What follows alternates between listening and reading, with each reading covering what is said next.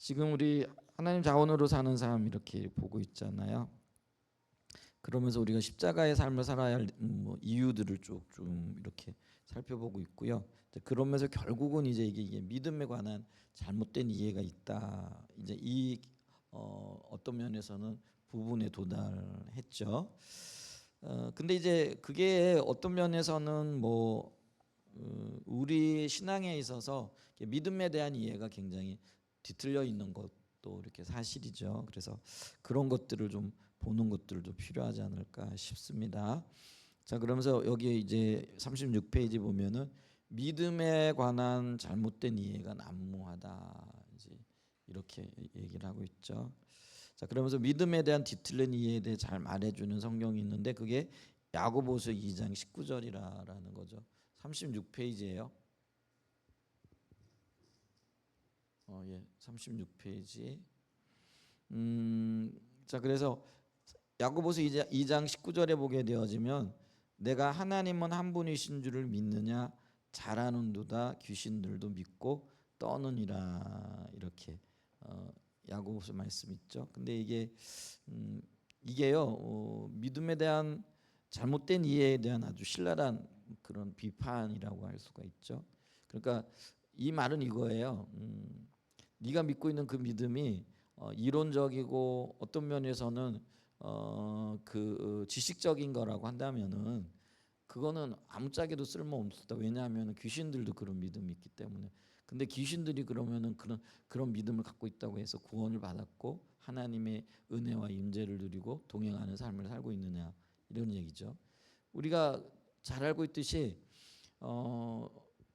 귀신 들린 사람이 예수님 앞에 섰을 때에 지극히 높으신 하나님 아들이심을 압니다. 그러니까 상관하지 말고 나를 떠나주세요. 이렇게 소리 지르는 장면들을 우리가 복음서를 통해서 이렇게 보게 되잖아요. 그러면은 이 귀신은요 예수님이 하나님의 아들이신 것과 그분이 전능하신 능력을 그리고 모든 걸 알고 계시다라는 것을 지식적으로는 알고 있는 거죠. 근데 그분과 관계하고 싶지는 않은 거죠.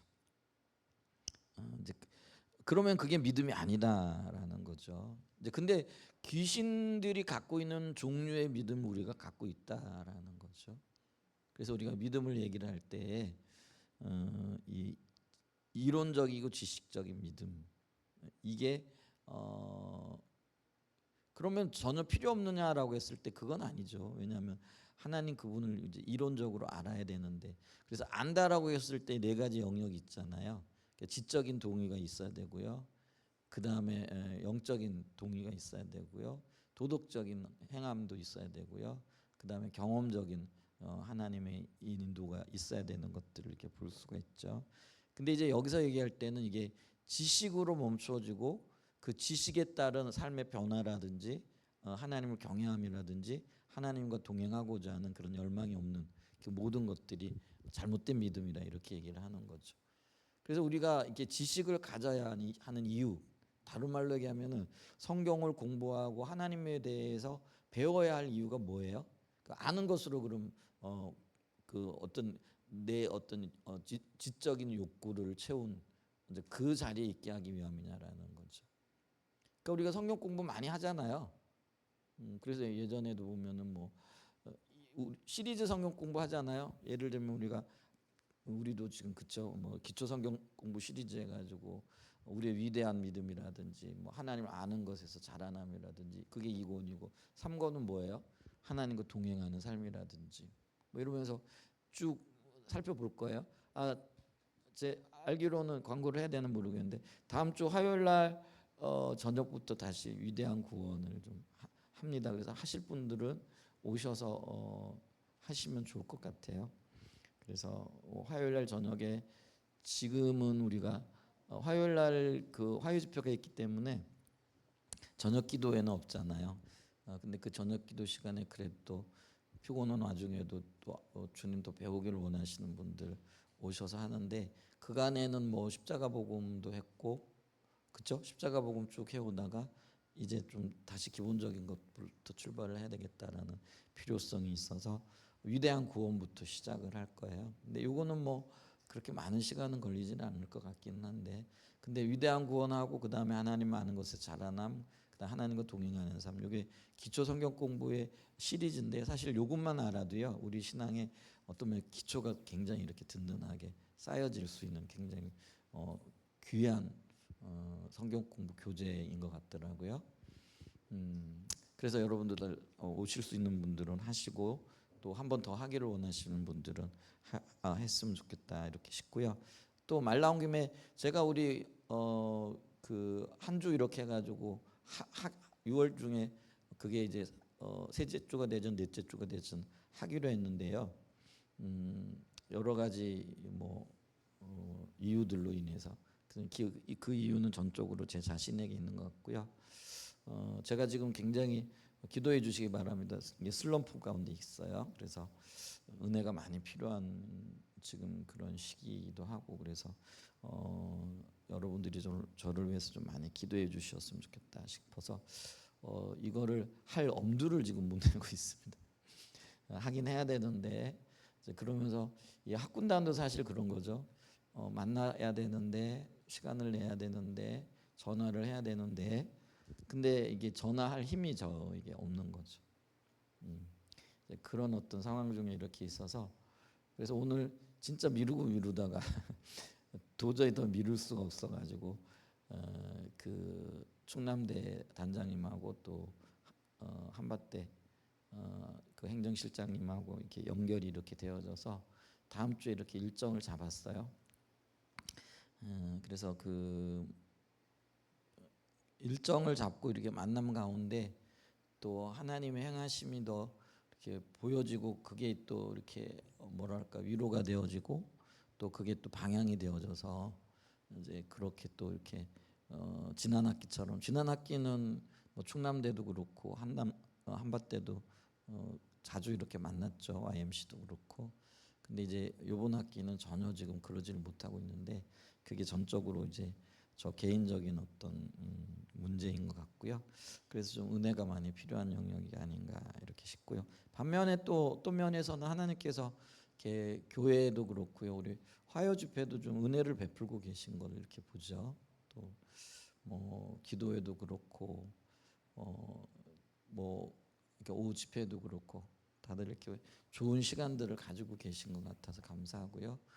또 이렇게 그런 시간들이 있기 위해서는 또 섬기는 분들의 헌신도 굉장히 필요한데 이렇게 피곤하고 굉장히 이렇게 힘들 텐데도 불구하고 이렇게 잘 섬겨 주셔서 참 감사하고요.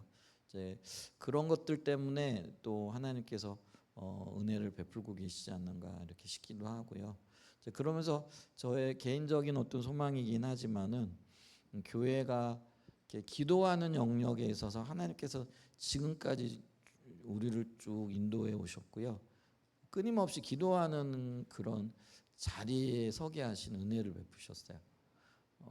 그러면서 제가 이번 최근에 이렇게 보는 게 하나님께서 우리 저 개인에게도 그런 어떤 그 소명 또는 사명이 있는 것 같기도 하고 교회에도 그런 사명이 있는 것 같아요. 최근에 혹은 2, 3년 어간에 제가 더 많이 그걸 인식하고 있는 것 중에 하나가 뭐냐면은 하나님께서 우리가 중보기도하는 교회로서 이제는 우리 교회뿐만 아니고 이 지역의 교회들과 이 나라의 교회들을 그 뭐랄까요 이제 더 이제 좀 폭을 넓혀가지고 그것들 가지고도 이렇게 기도해야 되는 그런 어떤 은혜가 필요하고 또 그 일을 감당해야 되지 않을까 싶고요.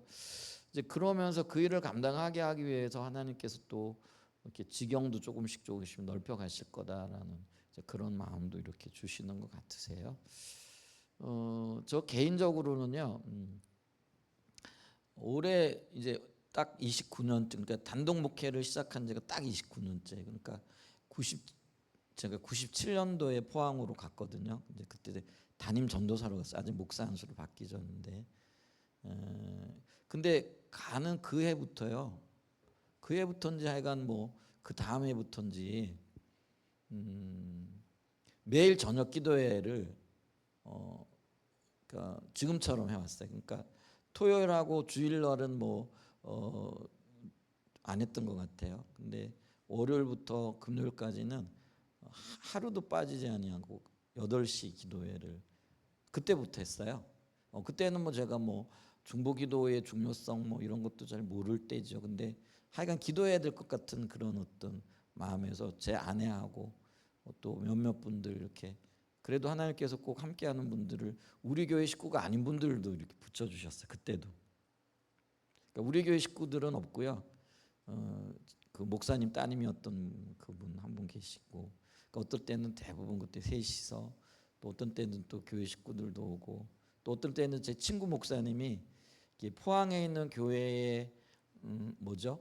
그 파송을 받아가지고 포항에 한 1년 이렇게 6개월인가 1년인가 와 계셨어요. 그러니까 그 교회에서 사택을 제공했는데, 근데 그 사택이 교회는 시내에 있는데 사택이 저희는 이제 시내 바깥에 구룡포 가는 그 길목에 있었는데, 거기 집이 굉장히 쌌어요.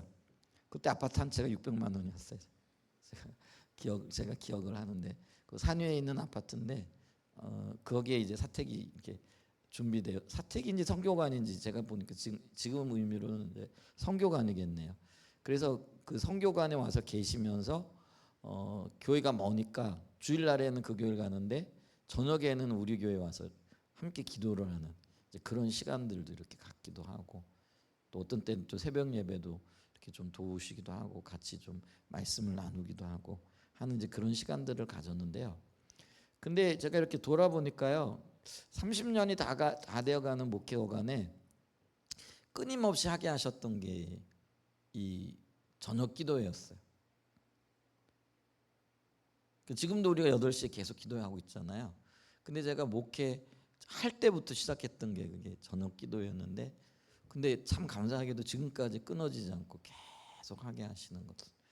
그러면서 제가 이게 이렇게 유지되어질 수 있는 그게 은혜잖아요. 그리고 왜 은혜가 부어지는가 했을 때 이게 저에게도 그렇고 교회에게 사명이 있는 거예요.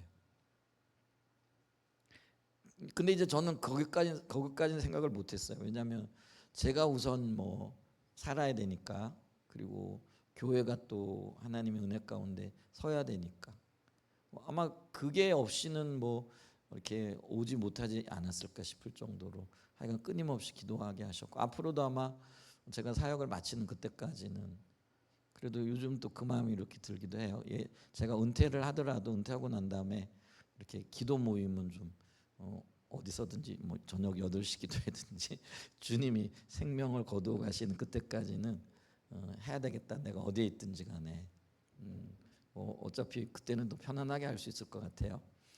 그리고 그때는 좀 교회가 주가 아니라 정말 조금 더 이렇게 범위를 훨씬 더 욕심 없이 이렇게 내려놓고 위하여 기도할 수 있지 않을까 싶은 그런 마음이 이렇게 생기는 거죠. 그래서 이게 내 부르심 안에서 굉장히 많이 이렇게 연관이 되어지는구나, 이런 것들을 최근에 제가 2, 3년에 느끼면서 요즘 더 그걸 또 느끼고 있는 것 같아요. 그래서 참 감사하다. 그리고 이런 일들을 인식하기 시작하면서 하나님께서 조금 더 우리의 기도의 범위들을 넓혀 가시지 않을까 하는 이제 그런 소망들을 가지고 있고요.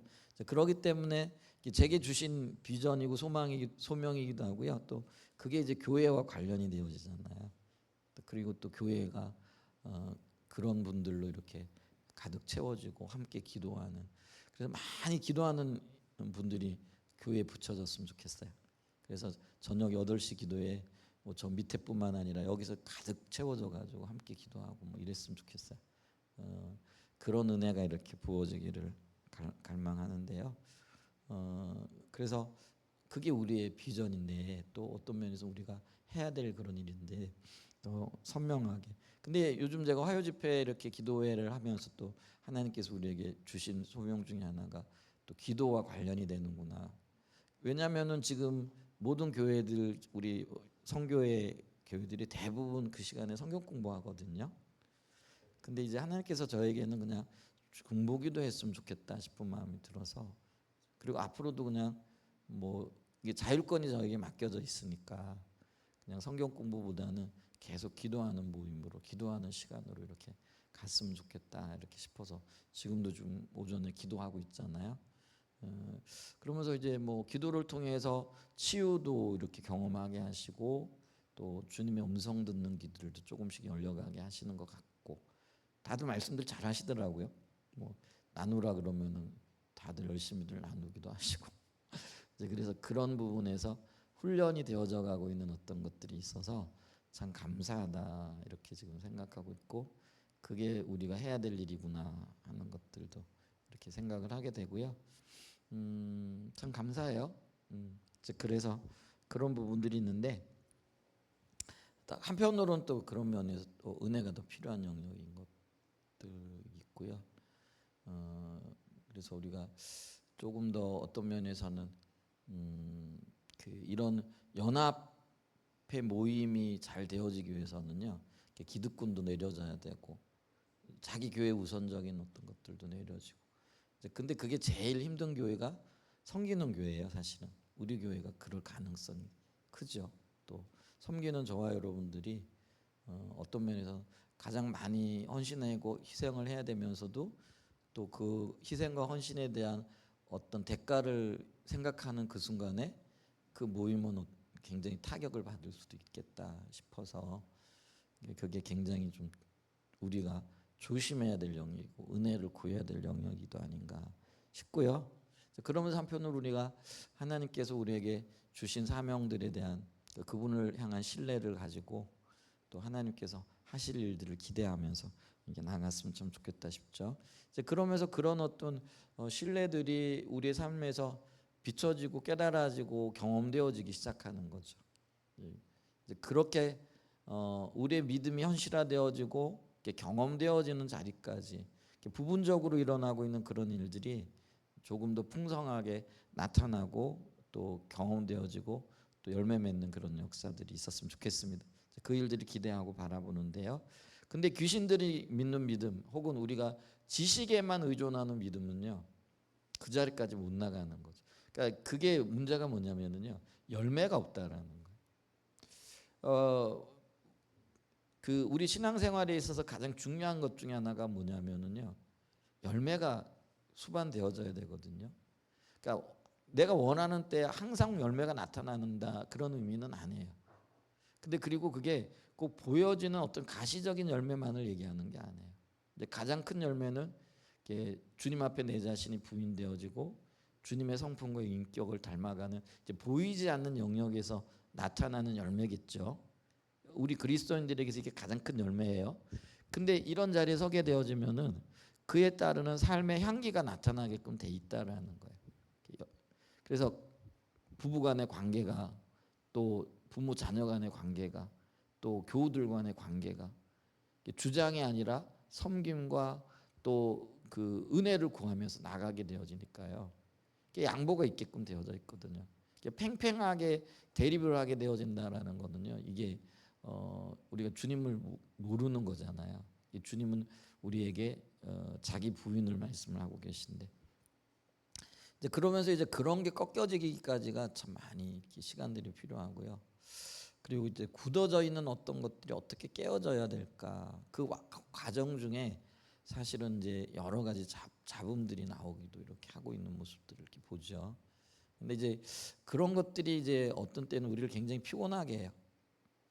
그리고 어떤 면에서는 이렇게 힘들게 하죠. 근데 그게 이제 이렇게 누적되어지거나 계속 이렇게 진행되어지잖아요. 이제 그러면은 이제 그런 것들이 굉장히 이제 지치게 하고 피곤하게 하는 그런 일들을 하게 되죠. 근데 여기서 견뎌내지 못하고 그러면 주저앉아 버리게 되어지는 거죠. 그래서 제가 아까 저를 위해 기도해 달라고 부탁드렸던 게 그 주저앉지 않도록. 그래서 이렇게 매일 부으시는 새로운 은혜 가운데에서 새 힘이 절실하게 필요한 이제 그런 때이지 않은가 이렇게 싶고요. 이제 그러면서 한편으로는 여러분들도 제가 이렇게 보면서 우리가 알게 모르게 영적인 전쟁들을 쭉 치러왔고 지금도 치러가고 있는 그런 단계라 그럴까요? 근데 이제 완전한 승리를 아직 우리가 경험을 못 하고 있는 거예요. 근데 이게 어려운 거라는 거예요. 승리가 주어지고 아까 얘기했던 어떤 그 승리의 열매들이 이렇게 가시적으로 보여지고 그러면 좀 덜 피곤해요. 그냥 근데 그게 안 보여지면은 그게 뭐랄까요? 조그만 어떤 일들도 이렇게 누적되어져 있기 때문에 충격이 굉장히 강할 수가 있잖아요. 근데 그것 때문에 그러니까 큰일 때문에 넘어지는 게 아니고요. 조금만 일이 연속되어지면서 그게 계속 이어지면서 그게 이제 넘어지게 되어지는 이제 그런 역할들을 하거든요. 그래서 지금 교회가 지금 영적인 그 기로에 서 있는 거예요. 저뿐만이 아니고요. 여러분들도 그래요. 굉장히 지금 취약하다는 거예요. 그러니까 왜 장마철에 비가 계속 오게 되어지면 축대나 이런 것들을 붕괴 위험이 있다 그러잖아요. 왜냐면 뭐 이렇게 소나기 쏟아질 때는요 온 것 같지만은 우리 가끔 이제 화단 이렇게 가꾸시는 분들 소나기 왔을 때는요 비가 많이 와가지고 뭐 이게 물이 깊이 들어가는 것 같죠. 근데 그때 땅 파보잖아요. 그러면은 표면만 조금 젖어 있지요. 속에까지는 이게 안 들어가 있어요. 근데 있잖아요. 적은 소량의 비지만 지속적으로 이렇게 오잖아요. 오고 또 오고 또 오고. 그러면은 이게 비가 많이 안 왔기 때문에 뭐 이렇게 흙이 이렇게 많이 젖지 않았을 거라 생각하는데 근데 파보면요 물이 굉장히 깊이 내려가 있거든요. 근데 지금 우리가 그런 상황이 있다라는 거죠. 이렇게 조그만 일들이 누적되어지고 계속 이렇게 있는데 그래서 어떤 면에서는 이게 그 비에 비유하면은 침수 피해가 굉장히 큰 위험이 있다는 거죠. 근데 이제 그래서 여기서 우리가 지금 왜 제가 이 얘기를 여기까지 끌고 왔느냐면은요 믿음이 필요하다라는 거예요. 그러니까 정보로 전달되어진 예수님에 대한 이해가 아니고요 인격적인 관계 가운데 나온 그분의 깊은 신뢰예요. 그러니까 그분을 향한 깊은 신뢰예요. 그러니까 이게 우리 가운데 깨어나야 된다라는 거예요. 그래야 넘어질 것 같아도 넘어지지 않고 일어나요. 그래서 뭐 너무 염려하실 건 없는데 넘어지지 않을 겁니다. 그리고 또 넘어져서도 안 되고요. 당연히 좀 일어나야 되는데 이제 그게 이제 믿음과 굉장히 밀접한 연관이 있다라는 거죠. 그래서 우리가 믿음 안에서 서로 돌보고 기도해주고 격려해주고 그러면서 이제 우리가 늘 잊어버리기 쉬운 게 뭐냐면은요. 그러니까 우리 지체들이 옆에 있는 분들이 동료거든요. 아군이거든요. 근데 어떨 때는 이게 적군처럼 행동할 때도 있고 적군처럼 느껴질 때도 있고 적군처럼 이렇게 보여질 때가 있어요. 근데 그게 굉장히 이렇게 위험해요. 그래서 우리가 그 인식을 굉장히 바꿔야 돼요. 물론 우리가 같이 신앙생활을 하다 보면은요 불편할 때도 있죠. 그리고 고집을 피울 때도 있고요. 그리고 또 이렇게 어떤 때는 말도 안 되는 어떤 일들 때문에 자기 주장을 강하게 펼칠 때도 있고 그래요. 그럴 때는 물론 이게 이제 영적인 그리고 그 상황 속에서 하나님이 뭘 의도하시는가 이걸 봐야 되고요. 그러면은 뭐 그런 틀린 이야기들, 틀린 어떤 그 주장들 혹은 틀린 관점들을 용납해야 되느냐? 아니에요. 분명히 바로 잡아줘야 돼요. 그럴 때 거기서 이제 다툼이 있을 수 있죠. 근데 이 다툼을 어떤 관점에서 해소할 거냐라는 거예요. 적군으로 바라볼 거냐, 아군으로 바라볼 거냐. 이거에 따라 달라요. 그러니까 우리 자녀들이 혹은 뭐 부모님들이 자녀 입장에서 부모님들이 좀 못할 때도 있잖아요. 좀 표현이 좀 그런데 못하신다라는 표현. 그리고 부모 입장에 자식들 보면 저놈이 좀 틀린 것들이 있을 수 있잖아요. 그럼 이제 당연히 고쳐줘야죠. 고쳐주려면 혹은 고치려고 하면 전쟁이 일어나겠죠. 왜냐하면 서로 다르니까. 그런데요, 아군으로 그러니까 가족으로 그거를 보고 고치려고 하느냐 아니면은요 남남으로 그걸 고치려고 하느냐 이건 전혀 다른 문제거든요. 그러니까 우리가 가족으로 혹은 아군으로 볼 때는요 틀린 거 맞아요. 근데 원수가 아니고요 같이 가야 할 사람들이기 때문에 잘 뭐라 그럴까요?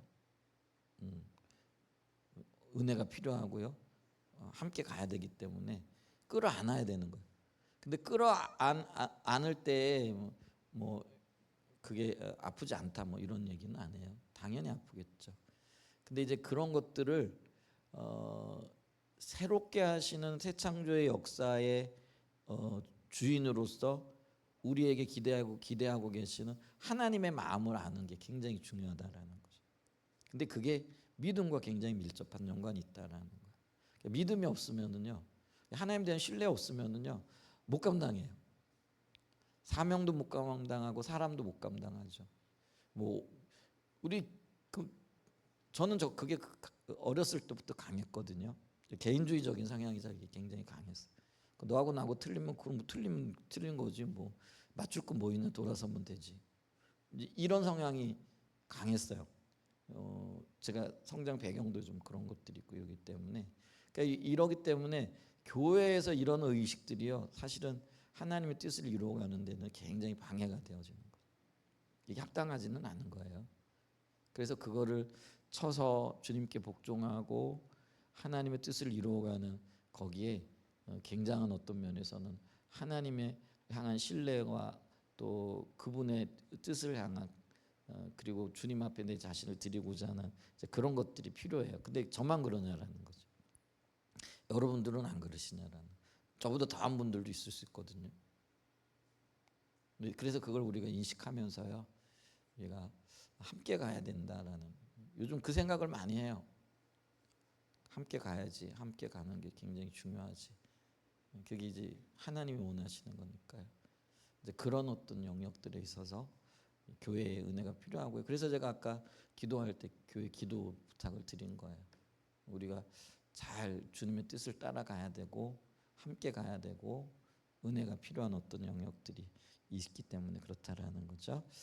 자, 근데 이런 삶을 우리 삶 가운데 열매로 또 극복할 수 있기 위해서는요, 믿음이 필요하다는 거죠. 근데 이론적인 또 정보에 매달리는 믿음, 이것 갖고는 안 된다라는 거죠. 인격체 대신 주님과의 관계 가운데 나오는 철저한 그분에 대한 신뢰인 거죠. 그리고 그분이 바라보는 것, 또 그분이 말씀하신 것, 그분이 요구하시는 것에 대해 가장 선한 것이라는 신뢰가 있어야 돼요. 근데 이제 문제는 뭐예요? 그게 금방 안 나타난다라는 거죠. 어제 말씀하시고 오늘 이루어지면 얼마나 좋아요. 모세에게는 어제 말씀하시고 40년 뒤에 이루시더라고요. 아브라함에게도 어제 말씀하시고 25년이나 지나서 이루시더라고요. 저는 개인적으로 주님 말씀하셨는데 아직도 안 이루어지고 계시더라고요. 그런 것들이 있어요. 근데 이게 우리의 딜레마잖아요. 여러분들은 어떠세요? 말씀한 게 있고 주님의 약속이 있고 또 하나님을 향한 신뢰가 있는데 아직 이루어지지 않고 있어요. 그럴 때 어떻게 하실래요? 믿음으로 반응해야 됩니다. 그게 이제 우리의 그 하나님 앞에 반응, 이게 굉장히 중요하다라는 거죠. 근데 그걸 성경에서는 믿음이라고 얘기를 해요. 그러니까 옳은 반응을 하는 것. 그러니까 좋으신 하나님에 대한, 그래서 인격적인 관계를 토대로 하나님이 원하시는 반응을 하는 게 믿음이라는 거예요. 반응도 부정적인 반응이 있을 수 있잖아요. 긍정적인 반응. 근데 하나님이 원하시는 반응을 하는 것, 그게 우리의 믿음이다라는 거죠. 자, 그래서 이 믿음을 얘기를 하면서 귀신들이 가지고 있는 믿음, 이론적이고 지식적이고 정보를 활용하려고 하는 그런 믿음, 그거는 잘못된 믿음인데 오늘날 우리 가운데 많이 팽배해 있는 믿음이 이거라는 거죠. 그래서 이론적인 믿음이라고 얘기했을, 그건 다른 말로 얘기하면 단순히 교리에 동의하는 믿음이라는 거죠. 그러니까 단순히 교리에 동의하는 믿음이 뭐예요? 하나님은 전능하시다, 교리죠. 그리고 하나님 속성을 얘기할 때 사랑의 하나님, 전능의 하나님, 전지의 하나님, 또 무소부재의 하나님, 뭐 이런 하나님의 속성들을 쭉 얘기를 하잖아요. 그럼 그게 교리거든요. 조직신학적으로 볼 때. 그러면은 그거를 동의한다고 그게 우리의 믿음이냐라는 거죠. 인격적으로 동의하면 믿음이 되겠죠. 근데 지식적으로 동의할 수도 있잖아요. 그리고 우리 자주 하는 얘기잖아요. 하나님 살아계신 거 믿으세요? 그러면은 여러분들 중에 아멘 안 할 사람 누가 있어요? 근데 그 살아계신 하나님 때문에 어떤 염려도 어떤 걱정도 어떤 근심도 내려놓을 수 있느냐라는 거예요. 그 주한이가 지난 주간에 아팠잖아요. 토요일이었어요. 전화하신 때가 토요일 저녁이네, 그죠? 예, 예. 이제 전화가 이제 왔어. 그래 기도해 줬어. 근데 또 전화가 와. 누구냐면 어머님이 전화를. 그러니까 친정 엄마가 전화를 했더라고요. 어, 그 친정 어머니가요 저희한테 자주 전화를 하시는 편이세요. 참 감사해요. 그러니까 근데 이제 꼭 있잖아요. 그 어떤 일이 있거나 애들이 아프거나 뭐 기도 제목이 있거나 그러면은 사실 그거 쉽지 않거든요. 근데 그분은요 항상 전화를 하시더라고요. 그러니까 주한이가 응급실 간다 그러니까 산모님 그러면서 기도 좀 해주세요. 열이 너무 높아요. 겁나요. 기도 꼭 좀 해주세요. 이렇게 얘기를 하시더라고요. 근데 이제 그렇게 하는 게 뭐냐면은 경험적이 있는 거예요. 그러니까 뭐 이제 그분 이제 어머니 마음에는 그게 있는 것 같아요. 목회자에게 이렇게 전화를 하고 목회자의 기도를 받으면은 마음의 평강도 있지만은 실질적으로 예를 들면 주한이나 예성이 때부터 그랬거든요. 참 감사하게도 어디 아프거나 그러면은 병원 갈 때도 가면서 꼭 전화를 하고 기도를 하고 이렇게 했거든요. 근데 참 여러 번 경험을 했어요. 그러고 나면은요 금방 낫기도 하고요. 우집사님 맞죠? 제가 거짓말하는 건 아니에요. 그런 일들이 여러 번 있었어요. 이제 그런 경험이 축적이 되니까요. 이제 어떤 일이 있으면은 기도 부탁을 하고 또 아프거나 이럴 때는 이렇게 하는 거예요. 근데 어머님도 그게 이제 어떤 면에서 있는 것 같아요. 그게 이제 어떤 면에서는요. 그 기도의 효력에 대한 어떤 신뢰이기도 하고. 근데 모르겠어요. 어머님이 하나님에 대한 믿음은 이 표현이 좀 그런데 그렇게 큰 것 같지는 않으신데 근데 이제 이 분야에 있어서는 믿음이 있는 거예요. 이 신앙 이게 있는 거예요. 그러니까 목회자가 기도해주고 또 목회자가 기도를 받으면 이게 마음의 평안도 있고 또 하나님께서 하신 그런 어떤 것들이 있는 것 같으세요. 그분이 아니기 때문에 알지는 못하는데 근데 이게 경험된 믿음이잖아요. 근데 이 믿음이 우리에게도 필요하거든요. 근데 교리적인 믿음은요. 예를 들면 하나님 살아계신 분 있습니까? 아멘 했는데요. 어려움 있잖아요. 안 달려와요. 하나님 살아계시니까 살아계신 하나님이 당연히 문제를 해결하실 수 있는 능력이 있고 해결하실 거잖아요. 근데 교리적인 믿음은요. 나가지 않게 해요. 기도의 자리로 안 가요. 그 얘기는 하나님의 그 전능하신 능력을 경험하지 못한다라는 그런 의미도 되어지잖아요. 왜냐하면 나오지를 않으니까. 그래서 아무짝에도 쓸모없는 믿음이 돼버리라는. 근데 그런 믿음이 우리 가운데 굉장히 팽배해 있는 거예요. 그러니까 한국 교회가 지금 이런 믿음의 오류에 빠져 있단 말이에요. 그러니까 교리적인 동의가 필요 없다라는 게 아니에요. 그걸 통해 가지고 뭐예요? 기도했더니 응답하셨네. 그러면 다음에 또 그런 일이 생기면 뭐예요? 그러면 또 나가야지. 이것도 믿음이고 이게 경험적인 믿음이거든요. 여기까지 나가야 되고 여기까지 나갈 뿐만 아니라 실제로 일하시는 하나님을 누려야 돼요. 열매가 나타나야 된다라는, 그러니까 결과가 나타나야 된다라는 거예요. 결과값이 있어야 된다라는 거죠. 결과값. 근데 우리는 믿는다라고 얘기하는 거하고요, 어떤 결과를 보는 거하고 완전 별개로 생각하거든요. 그리고 그 결과를 볼 때 하나님의 전능하신 능력으로 결과 열매를 보는 게 아니라 자기 힘과 능력으로 결과를 보려고 하죠. 그죠? 그러니까 굉장히 어떤 일들을 결과를 내기 위해 가지고요. 굉장히 바쁘잖아요. 그게 율법주의거든요. 내가 뭘 함으로 어떤 일들을 이루려고 하는, 그게 이제 거짓 신앙과 관련이 되어지는 거죠.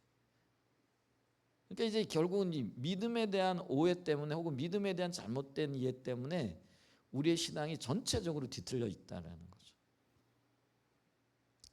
그래서 우리는 지금 귀신들이 가지고 있는 믿음을 가지고 있다는, 아무짝에도 쓸모없는 그런 믿음이라는 거죠. 그래서 이 부분만 우리가 조금 잘 이해해도요, 하나님과의 관계가 훨씬 더 진지해질 거예요. 인격적인 관계이기 때문에 그분을 인격적인 관계 속에서 어떻게 추구하고 어떻게 관계를 맺어가고 어떻게 그분의 그 도움을 입어야 되고 이런 어떤 것들이 공민되어져야 된다라는 거죠. 그게 좀 필요한 것 같고요. 자, 계속해서 좀 읽어보면은요, 믿음은 이론적인 지식을 통해 얻어지지 않습니다. 교리적인 동의, 성경 공부 많이 한다고. 그 신학교 교수님들이 믿음 좋을 것 같잖아요. 왜냐하면 신학적으로 많이 하니까. 근데 여주봉 목사님이 그 얘기를 하잖아요. 미국 프리스튼 신학대학원이면은요, 세계적으로 알아주는 대학이거든요. 대학원이기도 하잖아요. 근데 거기서 공부하다가 여기서 신앙 다 팔아먹겠다 싶어가지고 하다가 중단하고 온 거 아니에요. 그래서 학위를 못 받으셨어요, 그분이. 그래서 그 경력에 졸업이 아니고 수료예요. 그래서 근데 여러분 보세요. 학문적으로 보면은요, 그게 이제 프린스턴이 하버드하고 프린스턴이 쌍벽을 이루는 데거든요. 그러니까 신학적인 수준, 지식적인 수준은 세계 탑이라는 거예요. 근데 세계 탑 지식이 믿음을 견인해 주지는 못하더라는, 오히려 믿음 팔아먹는 역할을 하더라는 거죠. 그러니까 이제 그분이 아니 나는 목회해야 될 사람이니까. 신학자들하고요, 목회자들의 믿음이 조금 성격이 달라요. 뭐 신학 교수님들 중에 믿음 좋은 분들도 물론 있으시겠지만은요, 대부분 학업에 매진을 하다 보니까요, 이론적인 그런 믿음이 굉장히 발달되어져 있는 거예요. 근데 목회자들은 그게 아니잖아요. 현장에서 뛰어야 되니까. 목회자들은요, 어떤 면에서는 신학적인 지식보다는 뭐예요? 경험이 더 중요하거든. 근데 그런 거 가지고 그냥 밀고 나가잖아요. 뭐 어느 게 옳다, 어느 게 나쁘다 그 얘기를 하는 게 아니라 이게 조화를 이루어야 된다는 그런 얘기를 하고 있는 거예요. 그걸 조화를 이루어야 돼. 그래서 근데 이론적인 또 성경 공부 해야 되지만 거기에 초점을 두면 또 안 된다라는 거죠. 그런 것들을 우리가 기억해야 되고요. 그래서 이론적인 지식, 교리 공부를 통해서 얻어지지 않는다. 성경을 통해 믿음에 대한 하나님의 기준을 보고 살아계신 하나님 앞으로 나아가야 믿음이 생긴다. 이게 인격적인 교제를 얘기하는.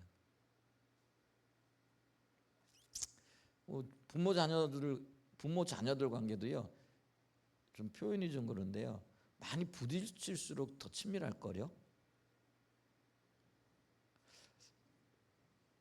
저희 형제는요, 제가요,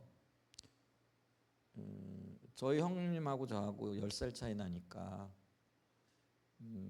중학교 때부터인가, 저는 이제 시골에서 자랐고 저희 형은 서울로 공부한다고 갔거든요. 그러니까 어렸을 때 부딪힐 기회가 없었어요. 그러니까 같이 살아본 적이 없어요. 거의 없어요. 그러니까요, 지금도 이렇게 얼굴 보잖아요. 그냥 형제라는 것만 있지 진짜 서먹서먹해요. 도대체 뭔 얘기를 해야 될지, 뭘 해야 될지를 모르는 거죠. 근데 이제 누나는 같이 살았거든요. 저하고 이제 쭉 같이 살아서 결혼하기까지. 그러니까요, 이제 부대끼며 살았을 거 아니에요. 나이 차이도 좀 뭐 3살밖에 안 나니까. 근데 훨씬 더 친밀감이 있고요, 더 잘 알아요. 그리고 만나면 반가워요. 그리고 가끔 제일 먼저 형들 생각 안 나요.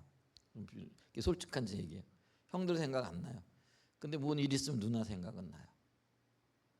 그렇더라고. 뭐 자식들이라 다 귀하겠지만은요, 좀 이런 질문이 그런데 이게 좀 그러면 우리 다음 세대들이 좀 그러려나? 누가 더 이렇게 좀 믿음직하고 누가 더 이렇게 좀 해요? 가까이 막 부딪히는 자식들 있잖아요. 그러니까 대화도 많이 하고, 그럼 믿음직하고 그렇지 않나요? 다 똑같으시다고요? 네, 여러분들은 이제 성숙하시니까 그럴 것 같아요. 그렇잖아요. 멀리 떨어져 있으면은요, 이게 몸 떨어지니까 마음도 떨어지고요. 이러면서 이게 참 그렇더라고요. 그래서 이제 이 부모 자녀지간에도요, 같이 생활하는 게, 그러니까 어느 시간 뭐 이제 장성하게 되면 당연히 떠나 보내야 되죠. 그렇지만은 이런 시간들이 좀 필요해요. 근데 그런 것들이 이렇게 필요한데 거기서 신뢰가 생기고 믿음이 생기는 거예요. 근데 하나님과의 관계도 그렇다라는 거예요. 그럼 인격적인 관계, 눈에도 보이지 않는 하나님을 어떻게 해야 되느냐? 얼마나 생각하느냐예요. 그러니까 예를 들면 여기 지금 뭐라고 얘기하냐? 성경을 통해 믿음에 대한 하나님의 기준. 그러니까 성경에서 하나님의 의도가 나타나면 그 의도를 붙잡고 씨름하는 거죠. 그게 사실은 하나님과 부대끼는 거예요. 교제하는 거예요. 고민하는 거예요. 이러다 보면 질문도 나오고 또 질문을 갖고 있다 보면은 해답도 나오거든요. 근데 여러분 있잖아요. 많이 질문하는 건 좋은데요. 이렇게 질문해 가지고 답을 얻잖아요. 그러면 금방 잊어버려. 이거 들었는데 내일이면 또 잊어버려요. 근데 많이 고민해 가지고 스스로 주님의 성령의 조명으로 답을 얻잖아요. 그건 평생 가요. 그게 산지식, 산 경험이 되어져. 그래서 여러분 많이 묵상하고 많이 경험하고. 요즘 참 감사한데요. 제가 지난주에 이렇게 광고하고 말씀드렸더니 이제 묵상 이렇게 하시면서 성경 읽기 하고 많이들 대부분 올리고 계시죠. 안 올리시는 분들도 계신데 뭐 그거는 자유예요. 근데 본인의 영적인 성장을 위해서 올리시고 묵상하고 이런 것도 참 좋아요. 그게 내가 많이 신경을 쓰고 고민하고 시간을 쓰는 것만큼 사실은 그게 남는 거잖아요. 이제 그래서 그렇게 좀 꼭 해보시면 좋을 것 같아요. 그래서 저도 일주일에 2번은 올리려고 해요. 물론 그럼 제가 그거 성경 안 읽고 안 하냐 아니 하는데 그런 것들을 또 공유하기도 하고 뭐 이런 어떤 시간들을 좀 가져보려고 이렇게 하긴 하는데요. 그래서 그런 시간들을 많이 가져야 돼요. 그럴 때 그게 산 경험, 산 지식이 되어질 수 있다라는 거죠. 그래서 거기서 어떤 믿음의 실제들이 생겨나는 일들이 있다라는 거죠. 그래서 우리가 언제 주님을 만나냐? 대면하에 만날 수 없잖아요. 언제 만나요? 주님 생각할 때 만나는 거예요. 여러분 우리가 그 생각이 곧 어떤 면에서는요 주님을 대면하는 거잖아요. 우리가 교회 나와가지고 여기 앉았다고 주님 만나는 게 아니잖아요. 시선이 주님께 초점이 맞춰져야 되잖아요. 그게 우리의 생각의 영역, 영적인 영역이기도 하지만 우리의 마음의 영역이고 생각의 영역이잖아요. 그러니까 생각이 주님 앞에 고정되어지거나 아니면 주님께로 초점이 맞춰지는 거예요. 그걸 우리가 만났다라고 얘기를 하는 거잖아요. 그리고 이 주님은 만남 가운데 알게 되어지는 거라는 거죠. 그리고 거기서 믿음이 생기는 거라는 거죠. 그래서 여러분 보세요. 연인들 간에 하루 종일 생각하잖아요.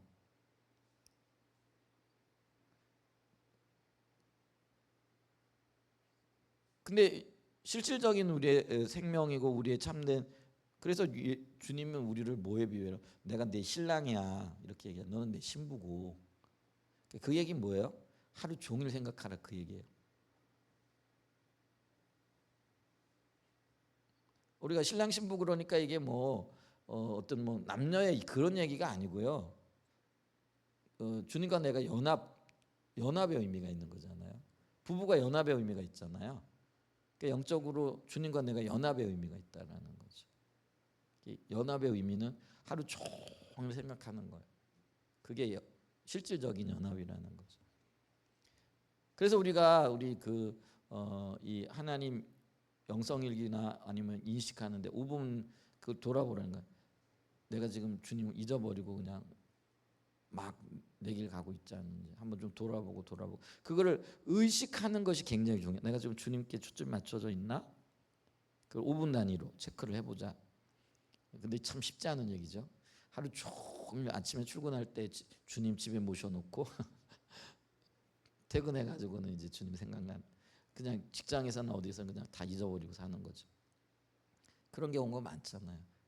근데 그게 아니고 순간순간 주님을 의식하고 일이 생길 때마다 이거를 주님은 어떻게 해결하기를 원하시나, 어떻게 초점 맞추길 원하시나, 내가 어떻게 반응하기를 원하시나, 이렇게 의식하고 인식하는 게 그게 주님 찾는 거거든요. 근데 그게 훈련되어져야 돼요. 그 프랭클 루박이라는 프랑스가 아니라 필리핀 선교사님 미국 분인데요. 그분이 1분마다 주님을 인식하고 이제 그분이 그렇게 시작하신 거잖아요. 그 훈련을 통해 가지고요 하나님과 이렇게 친하게 지내는 이제 그런 어떤 그 어떤 부분에 있어서 경지에 올랐다 그럴까요? 이제 그런 간증들도 이렇게 하고 있는 모습도 보고 그분이 쓴 책들이 나와 있어요. 그런 거 보면 도움을 받을 수 있지 않을까 이렇게 싶어요. 자, 그래서 우리가 이게 이제 우리의 믿음을 진보하고 또 믿음을 있게 하는 어떤 근거들이 되어지는데, 그래서 여기 뭐 믿음이 있으려면 무엇보다 먼저 믿음의 대상인 주님을 만나야 된다. 만나는 게 뭐라고요? 생각하는 거예요. 쉽게 얘기하면 초점 맞추는 거예요. 그러면 우리가 주님과의 교제가 일어나게끔 돼 있다. 왜냐하면은요, 주님은 24시간 내게서 눈을 안 떼시거든요. 이게 안 느끼죠. 근데 그게 진리예요. 성경은요, 우리 그게 단 한 순간도 나를 놓지 아니하시는 분, 이런 찬양 고백은 하잖아요. 근데 성경은 그렇게 얘기를 해요. 1분 1초도 단 한 순간도 주님은 내게 눈을 안 떼세요. 그래서 이게 있잖아요. 주님이 내게 눈을 안 떼니까 내가 주님께만 향하면 바로 이게 스파크가 일어나는 거라는 거. 이게 영적인 원리. 그죠?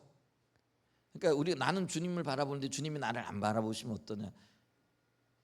나는 주님을 찾는데 주님이 나를 안 만나려고 하시면 어떠냐? 이런 걱정은 할 필요가 없다라는 거예요. 왜냐하면 주님은 24시간 단 1분 1초도 내게서 눈을 떼지 않고 계시다는.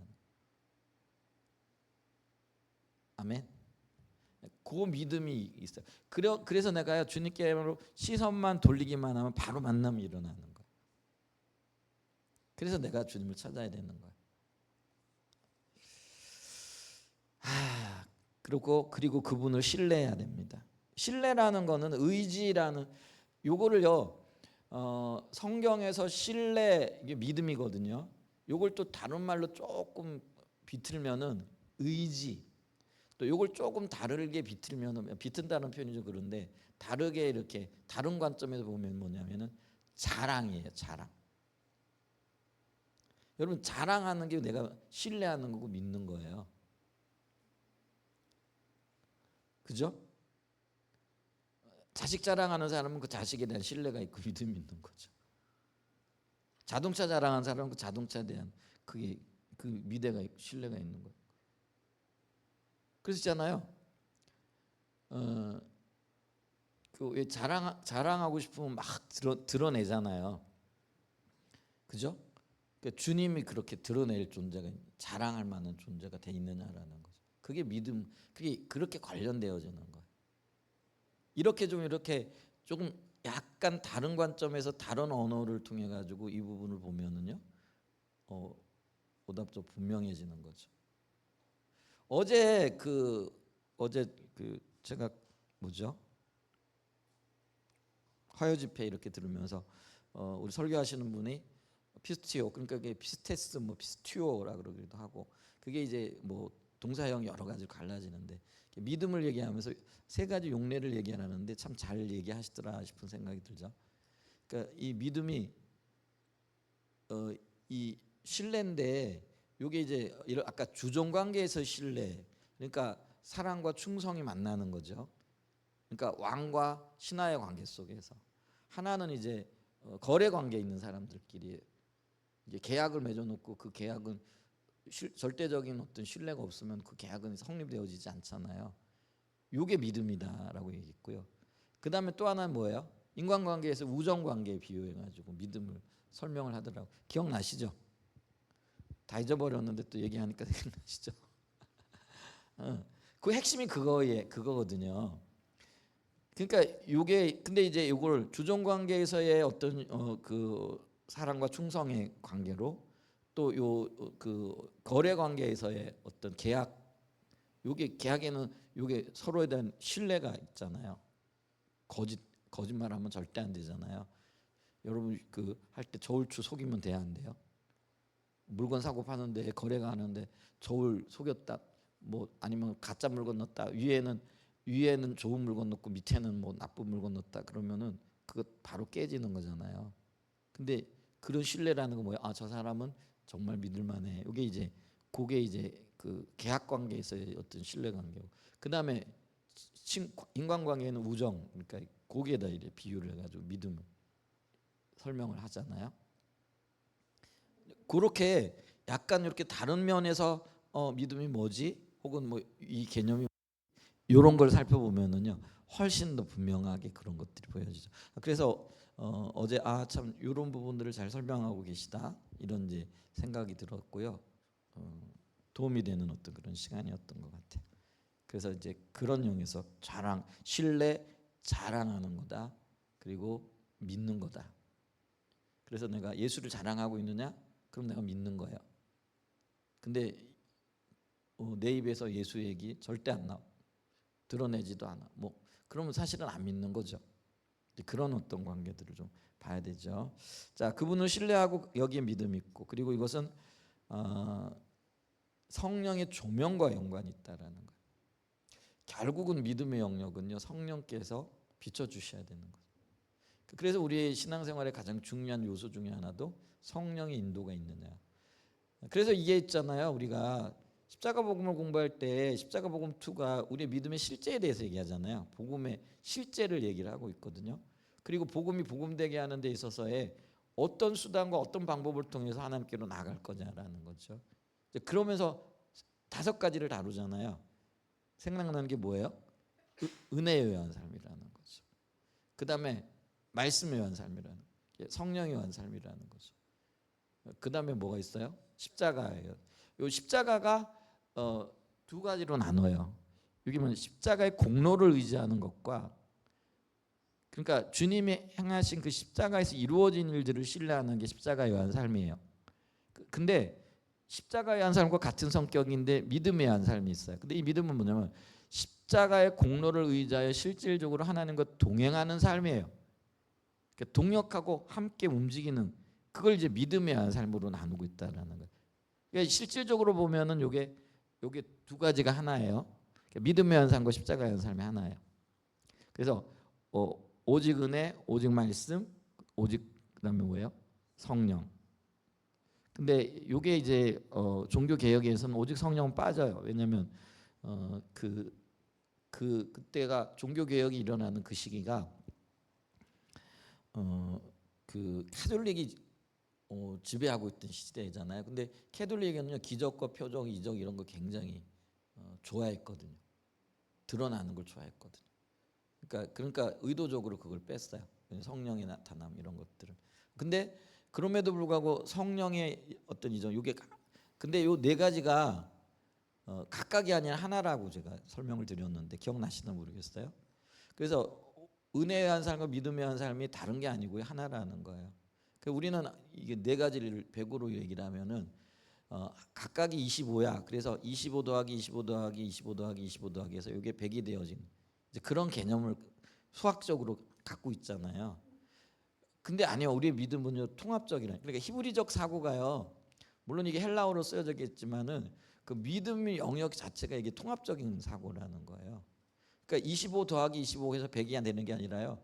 그 자체가 하나라는 거예요.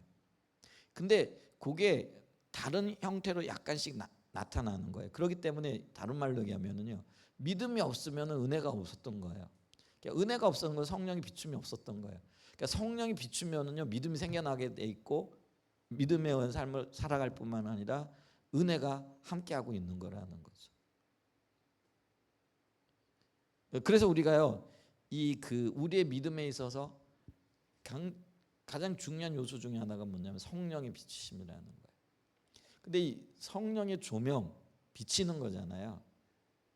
근데 어떤 때 성령이 비춰주시느냐는 거예요. 내가 가만히 있는데도 성령이 비춰주냐. 물론 특별한 은혜가 있을 때가 있겠죠. 근데 그게 아니라는 거예요.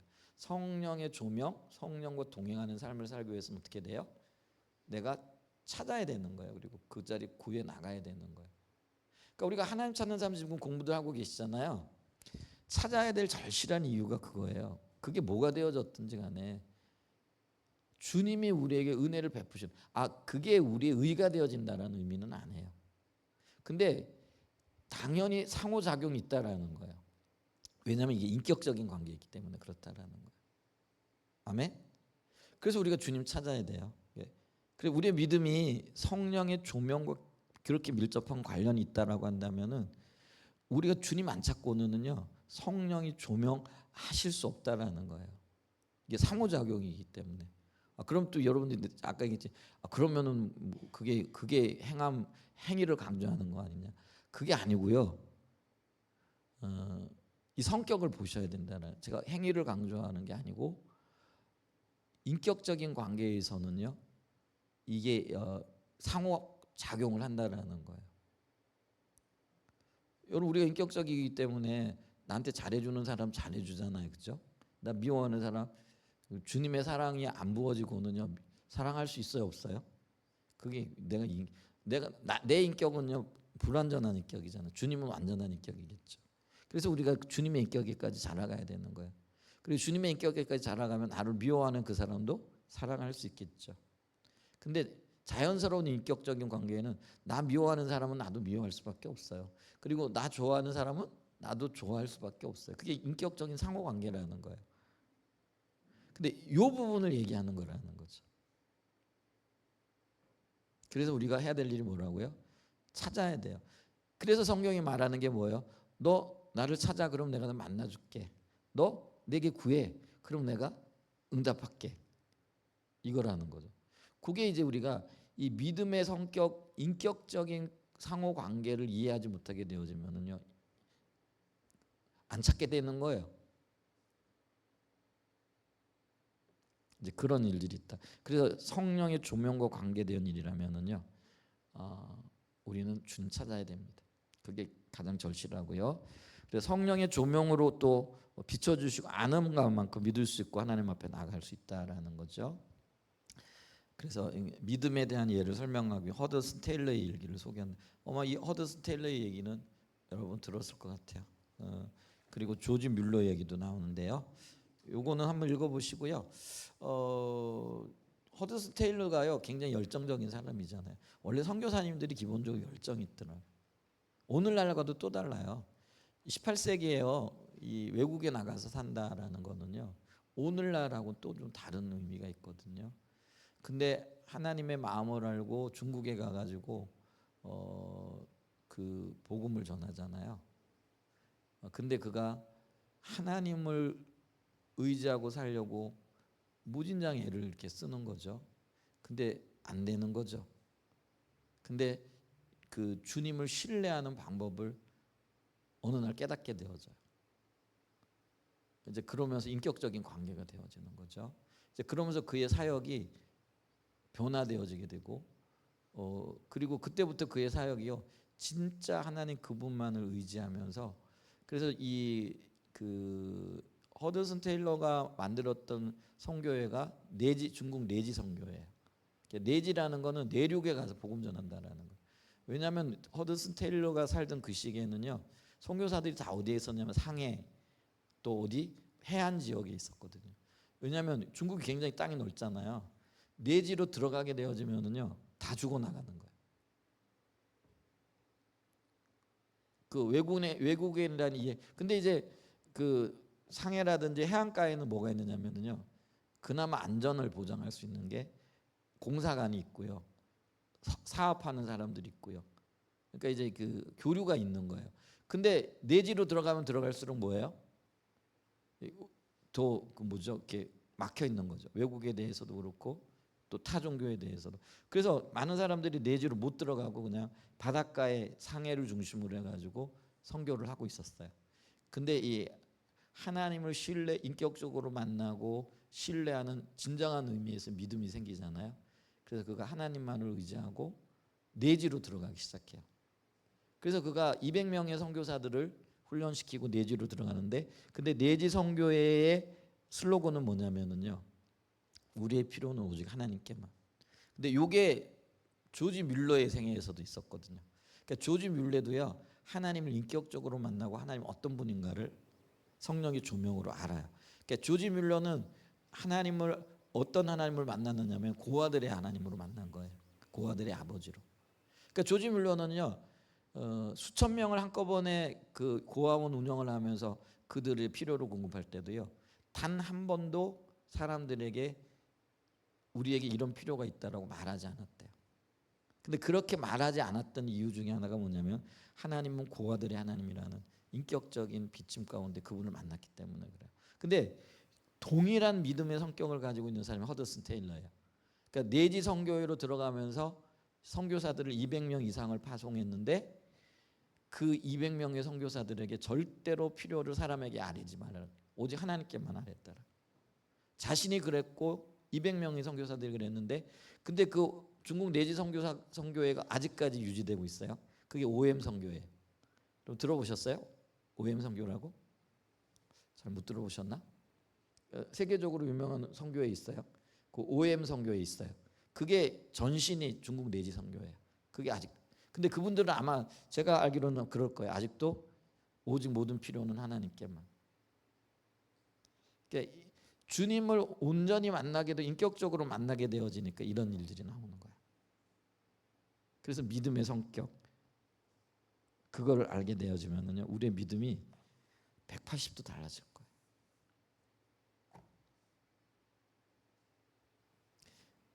여러분들은 어떠세요? 어떤 필요가 있을 때 기도 제목이 있을 때 그걸 은연중에 사람에게 알리려고 하고 말리려고 하고 뭐 이런 것들도 마음이 있잖아요. 좀 알아줬으면 좋겠고 저도 그런 게 있더라고. 누가 고생하는 거 좀 알아줬으면 좋겠고 근데 참 감사하게도요 제가 지금까지 교회 이렇게 운영하고 그러면서 한 번도 필요를 저도 그 이런 걸 배웠기 때문에 그런 것 같아요.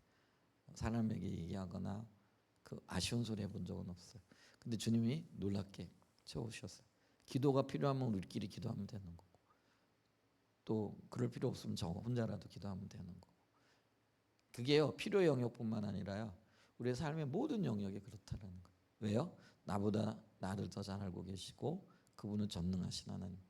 거기 그 부분에 대한 이런 성령의 조명으로서의 비침이 있으면은요. 허드슨 테일러와 같은 어떤 삶의 자세와 태도들, 조지 뮬러와 같은 삶의 태도와 자세들이 나온다라는 거죠. 이게 온전한 믿음입니다. 아멘. 네, 그래서 얘는 읽어보시고요. 다음 주에는 39페이지로 넘어가겠습니다. 기도하겠습니다. 좋으신 하나님 아버지 감사합니다.